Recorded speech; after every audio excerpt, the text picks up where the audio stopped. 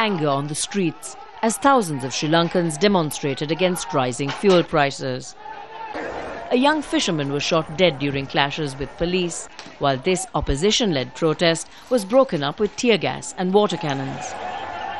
Rising global prices and a weakening Sri Lankan rupee prompted the price of kerosene to rise by 49%, while diesel is up 36.9% and petrol up 7.7%. And this is why prices are rising. US sanctions against Iran are threatening Sri Lanka's crude oil imports, 93% which come from that country. The South Asian nation's only refinery, the 42-year-old Sapugaskanda plant, works best with Iranian light crude.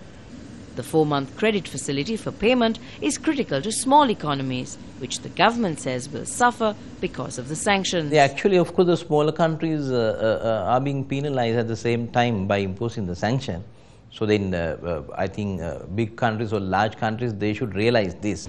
With aging facilities like this one and limited financial resources to replace Iranian crude oil imports, Sri Lanka will be among those countries hardest hit by tougher sanctions against Iran.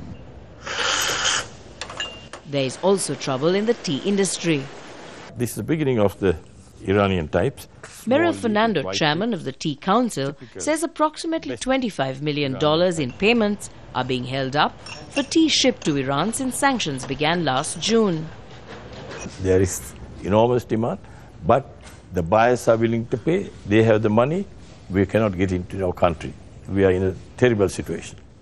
Economists say the sanctions will mean double trouble. Sri Lanka is going to get hit on the import side, where import costs are going up.